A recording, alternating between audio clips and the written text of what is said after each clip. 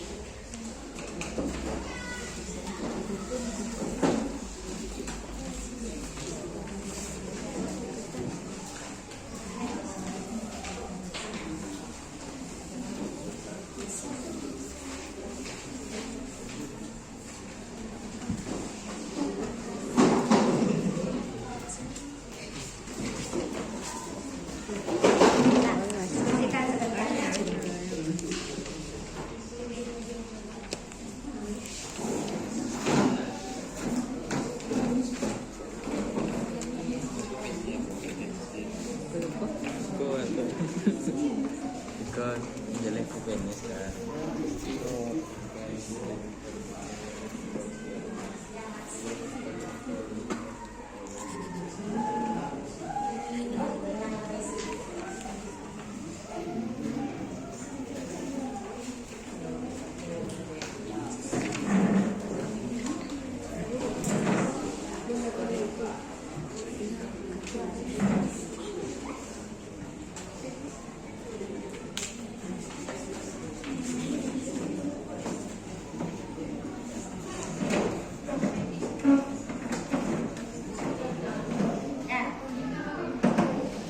tidak ada yang tidak bekerja, ya, saling memberi masukan pada anggota kelompok masing-masing.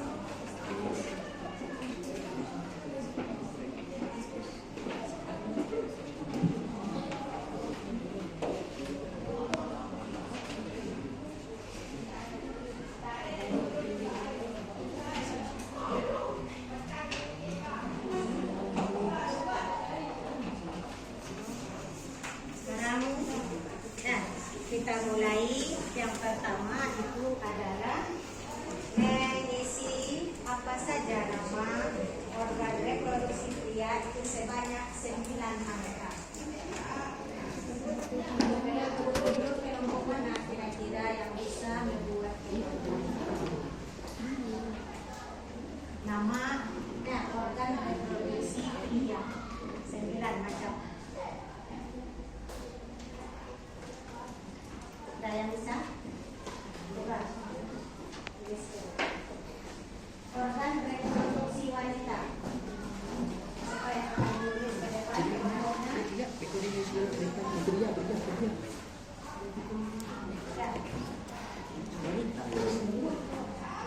Ya, organ reproduksi wanita dipilih sebelah sana.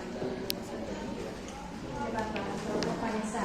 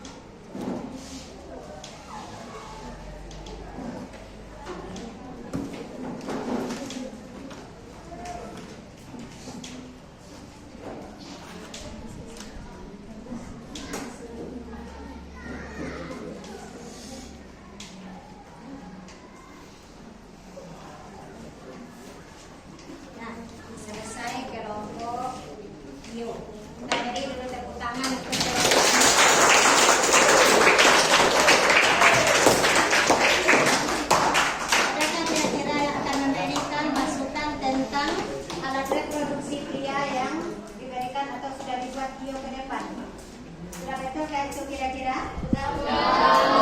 Terus tadi kelompok bio. Kemudian kita lihat organ reproduksi wanita yang dibuat oleh kelompok Vanessa. Bagaimana pula dia terdiri dari A sampai H. Ada yang keliru kira-kira yang dibuat oleh kelompok itu? Oke. Itulah kira-kira nama organ reproduksi yang terdapat pada wanita maupun pada pria. Sekarang apa peranan daripada masing-masing organ reproduksi itu? Mengapa pada siswi tadi terjadi kehamilan? Bagaimana proses kehamilan itu terjadi? Ini yang perlu kalian ketahui. Nah, masing-masing organ reproduksi ini nanti itu dia akan memiliki peranan masing-masing. Nah, kita lihat tadi.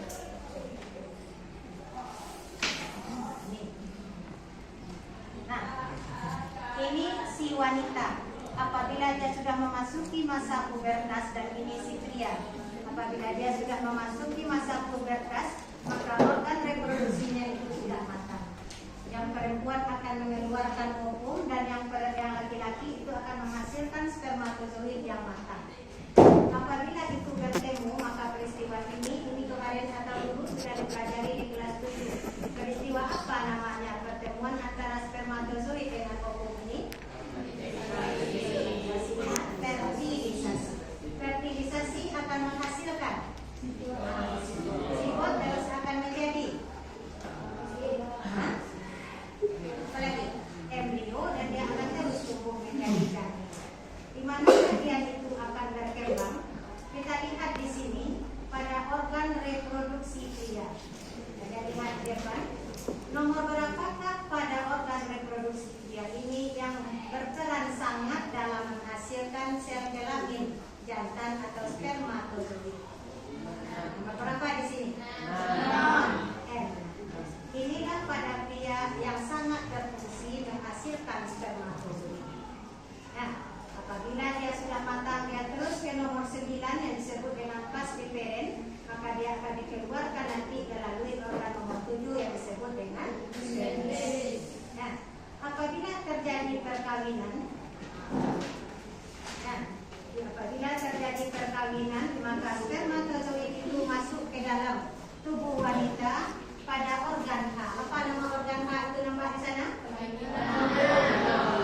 Nah, spermatozoid akan masuk melalui vagina, terus masuk ke dalam organ nomor apa nama F ini tadi?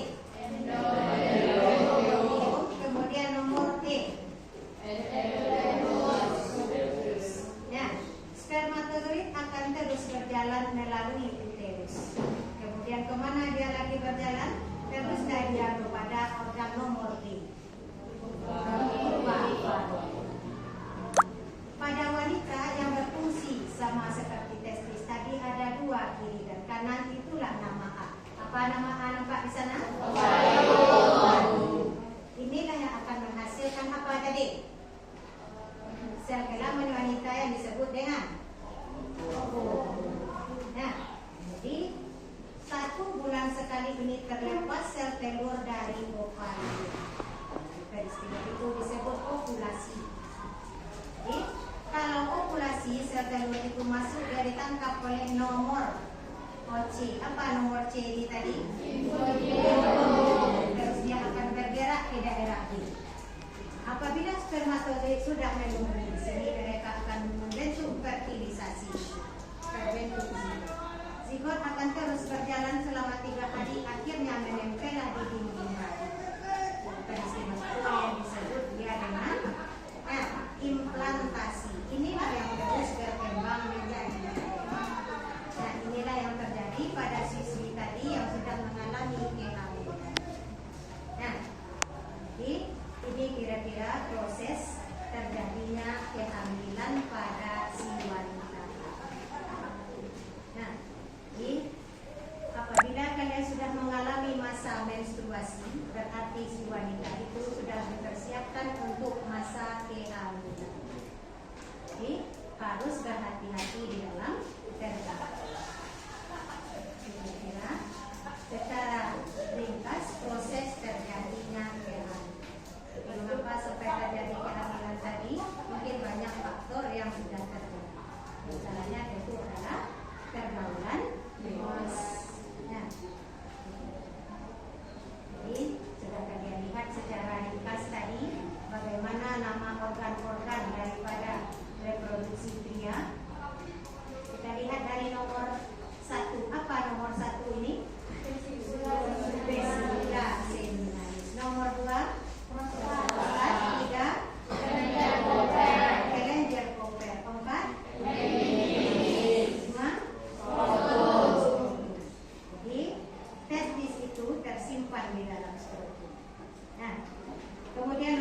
teman ini adalah? Hah? Nah, tempat lewatnya nanti spermatozoid dan urin bagi laki-laki. Nah, jadi bisa dipahami bagaimana proses kehamilan itu terjadi secara ringkas tadi? Kata pertemuan antara apa tadi? Spermatozoid dengan bisakah kehamilan itu terjadi sendiri saja? Harus ada pertemuan antara laki-laki dengan wanita, perempuan dengan laki-laki. Tidak bisa terjadi kehamilan sendiri saja.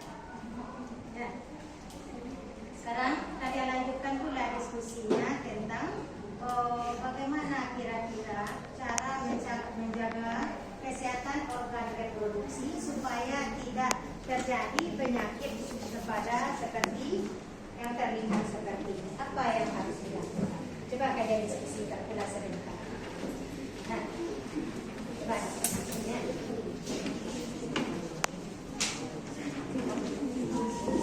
Apa saja kira-kira yang harus dilakukan dalam menjaga organ reproduksi?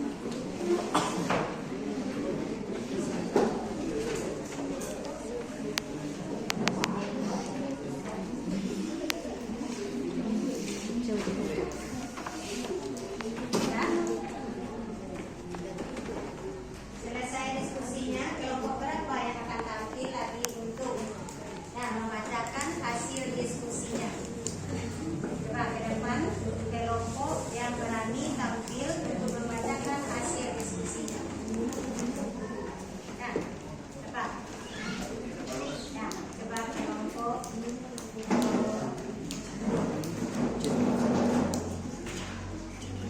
Depan ini. Bacakan menghadap kepada kawan. Coba yang pertama, hadap kawannya. Cara menjaga kesehatan organ reproduksi. Ya. Yang pertama, menghindari perilaku negatif seperti pergaulan bebas dan narkoba. Yang kedua, berolahraga secara teratur. Dan yang ketiga, memeriksakan diri secara berkala untuk mencegah penyakit reproduksi yang berbahaya. Ya, itu yang dibuat oleh kelompok timur. Nah, kita beri pula tepuk tangan. Jadi, apa yang dapat kita lihat pada kelompok bio tadi? Bagaimana cara mencegah organ reproduksi itu? Yang pertama harus kita hindari apa? Di salah satu contohnya tadi, si siswi ini tentu sudah mengalami pergaulan bebas. Nah, apa akibatnya? Dia mengalami kehamilan di luar. Kemudian apa lagi yang dilakukan nomor 2? Berolahraga untuk meningkatkan kebugaran dan kesehatan tubuh. Nomor 3, memeriksakan kesehatan secara berkala. Seperti apa misalnya? Andaikan nanti pada wanita itu misalnya terdapat menstruasi dan kepanjangan, itu tidak boleh ditutupi saja. Atau misalnya terdapat benjolan di payudara, tidak boleh ditutupi, harus diperiksakan sesegera. Siapa lagi akan menambahkan kelompoknya tambahan daripada bagaimana cara menjaga organ reproduksi? Coba kelompok Kenzi. Coba. Nah, kelompok Kenzi akan menambahkan bagaimana cara menjaga organ reproduksi supaya sehat. Nomor 1. Cara menjaga kesehatan organ reproduksi adalah nomor 1, menjaga kebersihan organ reproduksi. Contohnya membersihkan organ reproduksi dan mengeringkannya setelah buang air. Jadi, apa tujuannya? Itu tentu untuk menghilangkan kelembaban supaya jangan bersarang mikroorganisme pada organ reproduksi. Ya, teruskan. Nomor 2. Nomor 2, menggunakan pakaian dalam yang bersih dan menyerap keringat. Contohnya yang terbuat dari katun. Supaya apa itu tujuannya dari katun itu? Agar terserap, ya, menyerap keringat dan tidak lembab. Nomor 3 apa lagi, Kenzi? Nomor 3, memakan makanan yang bergizi dan seimbang. Tujuannya untuk meningkatkan kesehatan organ reproduksi. Jadi kita harus memakan. Nah, kita beri pula aplaus untuk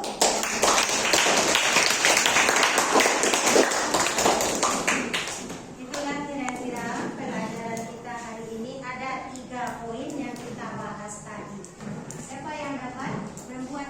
ulang poin apa saja yang sudah kita pelajari pada hari ini. Yang pertama, apa yang sudah kita pelajari tadi? Nah, bagus sekali. Coba Pak Is, apa yang sudah kita pelajari tadi? Alat reproduksi pria dan wanita. Jadi mengenai organ-organ atau alat reproduksi pada pria dan Wanita. yang kedua, apa lagi yang sudah kita pelajari tadi? Cara menjaga kesehatan organ reproduksi. Apa yang ketiga? Hah? Proses terjadinya apa tadi yang ketiga yang sudah kita pelajari? Proses terjadinya kehamilan. Nah, sekarang siapa yang atau Ibu beri pertanyaan siapa yang bisa menjawab? Nah, coba sebutkan salah satu organ reproduksi wanita, sebutkan fungsinya. Siapa yang bisa? Nah, satu organ reproduksi wanita, sebutkan fungsinya. Satu saja. Siapa yang bisa tunjukkan? Satu organ reproduksi wanita saja beserta fungsinya. Coba, Dio. Apa? Ovarium Ovarium. Apa fungsi ovarium ini tadi? untuk menghasilkan ovum atau sel telur. Nah, untuk menghasilkan ovum atau sel telur. Siapa yang bisa menyebutkan apa nama organ reproduksi pria tadi? Salah satu dan fungsinya. Satu saja ya. Apa fungsi laki-laki? Coba. Terus berani. Siapa yang berani? Ada dia? Coba sebutkan salah satu. Nah, penis buat apa dia? Nah, memindahkan spermatozoid di tubuh wanita. Nah, kita lihat pula bagaimana proses kehamilan itu terjadi tadi. Nah, di manakah tempat terjadinya tadi fertilisasi pada wanita itu? Di daerah apa namanya? Di nomor yang ada di depan. Di tuba. Nah, di manakah dia akan terus berkembang menjadi janin? Di nomor berapa di sana? Hah? Di nomor E atau U. Jadi, bagaimana kira-kira perasaan kalian dalam pelajaran hari ini? Apakah sudah mendapatkan ilmu yang baik kira-kira untuk? Ya, bagaimana supaya kehamilan tidak terjadi di luar nikah? Apakah mau saya seperti itu? Tentu tidak. Ya, sangat tidak mau. Ya, karena masa depan masih panjang. Nah, kita cukupkan pelajaran kita hari ini. Dan untuk minggu depan kalian buat tugas